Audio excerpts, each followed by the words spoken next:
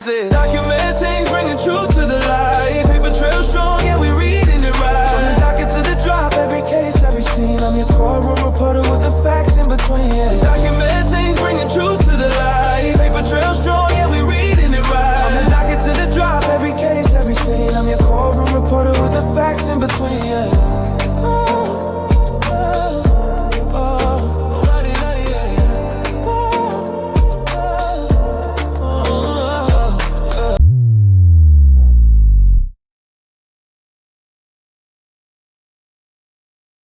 Hey guys, come on in, have a seat. Let's get into this court document update. I know y'all seen by the title, so without further ado, you already know about my copyright disclaimer and my QR code direct link to the X page. So let's get into this final judgment of Christian Gold. All right, so final judgment awarding liquidated and treble damages. On February the 21st of 2025, plaintiffs filed this action against defendant Christian Walden, or also known as Christian Gold. Defendant was personally served pursuant to law on March the 4th of 2025 and failed to answer or otherwise plead in the time permitted pursuant to OCGA 91155. On June the 17th of 2025, plaintiffs filed their motion for default judgment. Defendant filed his response to plaintiff's motion for default judgment on August the 8th of 2025. Subsequently, this court entered an order on plaintiff's motion for default judgment on December the 16th of 2025.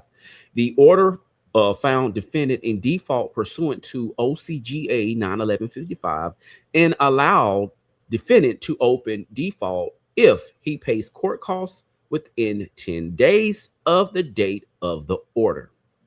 Okay, so the order was signed and filed with the clerk on December the 16th of 2025. As of the date of this order, defendant has not paid court costs and remains in default.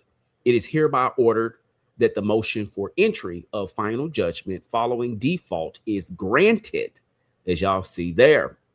Okay, so based on defendant's default, the allegations in the complaint are deemed admitted, including plaintiff's claims for liquidated damages of $120,430.86 and treble damages under the Georgia Racketeering and Corrupt Organizations Act, also known as RICO, all right, pursuant to OCGA 1614-6C.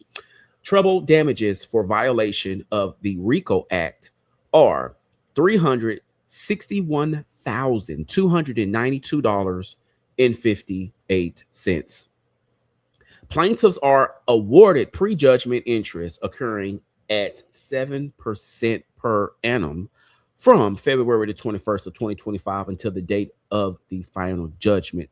Post-judgment interest shall occur thereafter at the statutory rate until paid. Ooh wee. Y'all see that? A judgment is hereby entered in favor of plaintiffs and against the defendant in the amount of $120,430.86, which amount constitutes liquidated damages. Plaintiff is awarded treble damages on the principal amount of what I just mentioned, $120,000, which is the amount of $361,292.58. And look at this. Plaintiffs are awarded prejudgment interest on the principal amount occurring at 7%.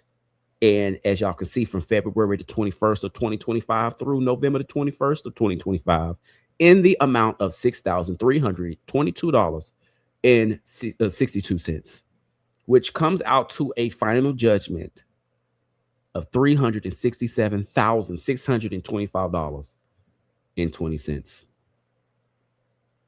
Ooh. And that is the end of this court document. This was a very short video, but what do you guys think? Leave your comments in the description box below.